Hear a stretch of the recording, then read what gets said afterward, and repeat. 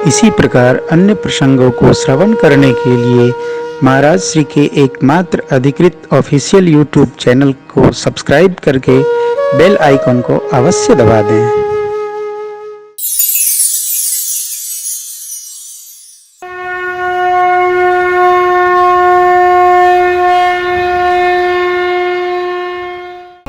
शरीर के हर अंग भगवान में लगने के लिए कहते हैं। किससे कहते हैं? हमसे कहते हैं। कितने लोग सुन पाते हैं हो? शायद ही कोई ऐसा व्यक्ति हो जो पाप में गति करे और उसकी इंद्रियां उसको रोके नहीं। हमारी और आपकी सबकी इंद्रियां जब हम कुमार्ग में जाने का प्रयास करेंगे, गीता जी कहती हैं अवश्य रोकती हैं। किसी की इंद्रिय नहीं कहती है कि नहीं नहीं हमको आप कुमार्ग में ले चलो। आदमी इंद्रियों की आवाज न सुन के और जो उस पर आरूढ़ है मन, उसकी आवाज सुन लेता है, उसके हिसाब से चलने लगता है।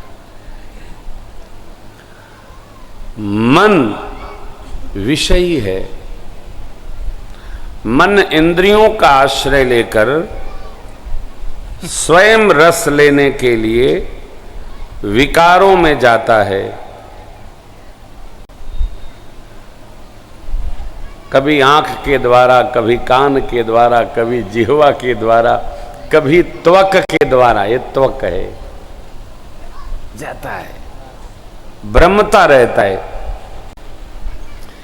विषयों में सुख तो है नहीं, फिर भ्रमता क्यों है? सुख चाहता है। आप कथा क्यों सुन रहे हैं? क्योंकि आपकी श्रवण इंद्रिय इसको सुनने से सुखी होती है और श्रवण इंद्रिय के द्वारा आई भगवान की अमृतमय कथा जब हृदय में जाती है तो हृदय को आनंद प्रदान कर देती है। ऐसा कोई जीव नहीं है कि उसको किसी कार्य में सुख न मिले तब भी करे। कोई नहीं करेगा। जिसको न आंख से सुख, न कान से सुख, न रसना से सुख, न त्वक से सुख, वो काम करेगा ही नहीं। क्यों करेगा? बच्चे खेलते क्यों हैं? क्योंकि उनको खेलने में उनके मन को सुख प्राप्त होता है। खेलने के लिए कहना नहीं पड़ता है, पढ़ने के लिए कहना पड़ता है। जहां सहज सुख प्राप्त होता है वहां हम चले जाते हैं, बह जाते हैं, उसको बताना नहीं पड़ता है। ठीक इसी प्रकार साधक जीव को जब भगवत कथा प्राप्त होती है तो उसके चरण स्वतः उस दिशा की ओर चल देते हैं। कितना भी काम हो, अरे भगवान की कथा सुननी है। देखिए, कथा सुनने में नेत्रों को कोई लाभ नहीं है, कान को लाभ है। कान सुनता है, हृदय तक जाता है, आहा बड़ा आनंद आया। जरा पूछिएगा आनंद किसको आ रहा है? वही मन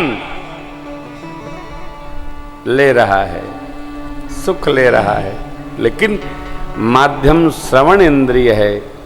भगवान की सेवा में त्वक के द्वारा सेवा करते वही मन सुखी हो रहा है।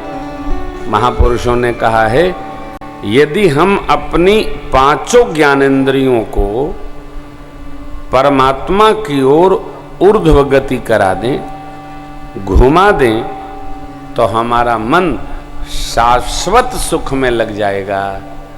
हमको संसार के सुख की कामना नहीं रही। लगा दें। कैसे लगेगा महाराज? ये तो लगाने से लगेगा। मन जिस दिशा में आप जाइएगा उधर ही चलता रहेगा। इंद्रियों को आपको घुमाना पड़ेगा। चंचल मन को आपको घुमाना है, दूसरा नहीं घुमा सकता है। ठीक है, ये कठिन है मेरे पास नारायण। इसमें तो महर्षि जी ने कहा, प्रभु जिनकी इंद्रियां आपकी ओर गतिमान हो और सारे कर्म करके एक फल मांगे, क्या? आपके चरणों में रति यानी प्रीति दृढ़ हो, बस। आगे 9 स्थल और बताए हैं महर्षि जी ने, वो आप अध्ययन कर लेंगे अयोध्या कांड में। अंत में कहा, चित्रकूट गिरि करहु निवासु, तह तुम्हार सब भांति सुपासु, अत्रियादि मुनिवर बहु बसहि, करहि जोग जप तप तन कसहि। सुर सरिधारि नाम मंदाकिन, सो सब पातक पोतक डाकिनी। चलहु सफल श्रम सब कर करहु, राम देहु गौरव गिरिवर। हे राम जी, मंदाकिनी जी वहां प्रत्यक्ष हैं। गिरिश्रेष्ठ कामद जी को आप प्रतिष्ठा प्रदान करिए। भगवान जहां रहे वहां तो वैसे ही अद्भुत स्वभाव, अद्भुत भाव, अद्भुत व्यवहार बन जाएगा। महर्षि जी की आज्ञा मांगकर और प्रभु चित्रकूट में वास किए। ऋषि मुनियों ने सुना, चित्रकूट रघुनंदन छाए, समाचार सोन्य सोन्य मुनि आए। सब है, मुनि आए। आवत देख सकल मुनि वृंदा, कीन ही दंडवत रघुकुल चंदा। रघुकुल नंदा, प्रभु ने प्रणाम किया। सफल होने के लिए ऋषिमंडल आशीर्वाद भगवान को प्रदान करता है। साधक को कहाँ रहना चाहिए? शिव भक्त को काशी हरिद्वार अथवा जो शिवपीठ हैं, कृष्ण भक्त को श्रद्धाम वृंदावन, राम भक्त को श्री अयोध्या जी। तब गया श्री राम भक्त को अयोध्या जी।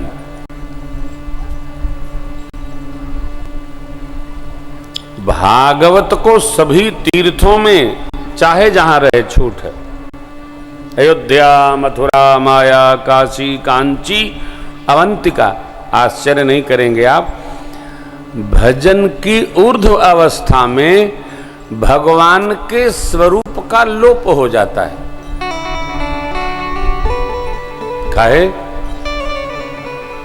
वास्तव में भगवान का कोई एक स्वरूप नहीं है कि भगवान का एक राम स्वरूप ही है, दूसरा नहीं है, कृष्ण स्वरूप ही है, तीसरा नहीं है, नारायण स्वरूप है, चौथा नहीं है, शिव स्वरूप नहीं।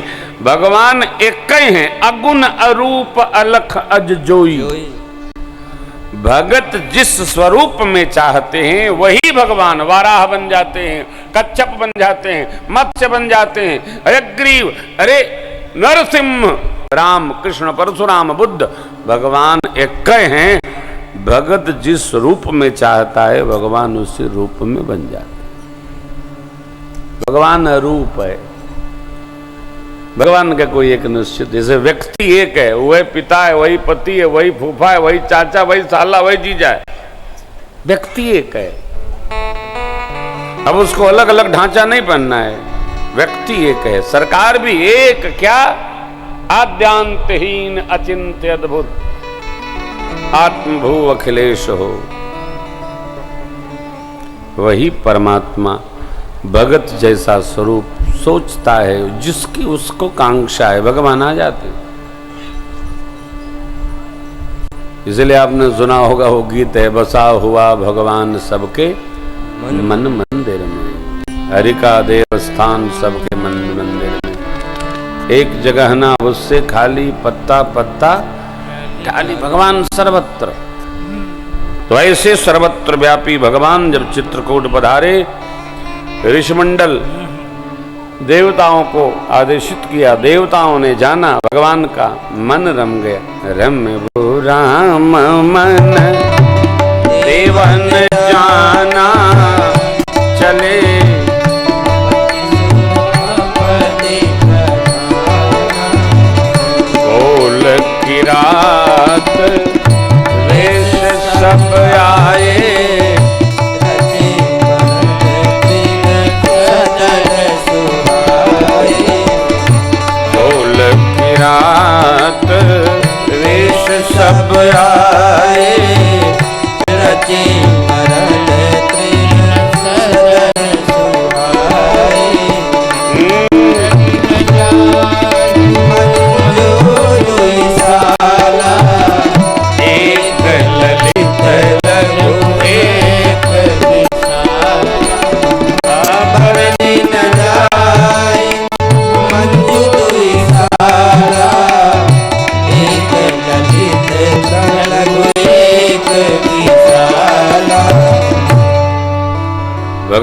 विश्वकर्मा देवताओं को संग लेकर आए और भगवान के रहने की कुटिया चित्रकूट में बनाए, कामदगिर के पश्चिम छोर पर। आप में से जो दर्शनार्थ गया होगा उन्होंने देखा होगा, चित्रकूट के पृष्ठ भाग में कामद जी के और भगवान का निवास था। साधक लोग वहां रहते हैं, दर्शन कराते हैं, समझाते हैं। विश्वकर्मा जी ने 2 कुटियां, एक बड़ी प्रभु मां के लिए, एक पहाड़ी पर से लक्ष्मण जी महाराज के लिए। उसका नाम है लक्ष्मण पहाड़ी। दूर सुरक्षा के लिए लक्ष्मण जी वहां रहने लगे। भगवान चित्रकूट में वास ले लिए। पूज्यपाद गोस्वामी जी कहते हैं, कहे राम बन गमन सुहावा, सुनहु सुमंत्र अवध जिमि आवा आवा।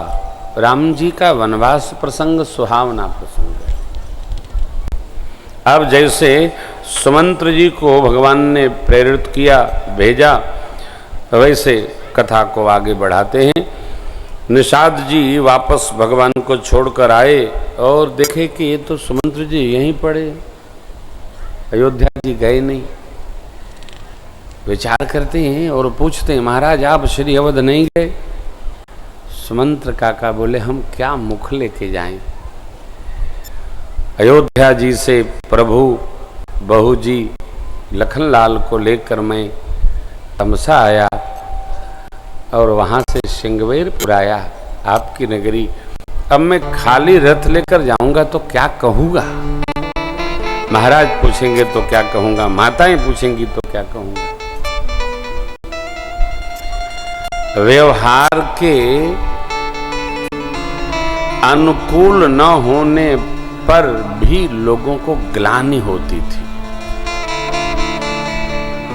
मैंने उनके साथ उचित व्यवहार नहीं किया। होना भी चाहिए। कोई मेरे यहां आया और मैं उसका उचित सम्मान आदर न कर सका तो थोड़ी ग्लानि तो होनी ही चाहिए। विचार करते हुए मेरे मंद मन ने कैसा सुंदर अवसर उपस्थित कर दिया और उसके बाद भी ये शरीर मेरा सुरक्षित है। मेरे जैसा भागा कौन है?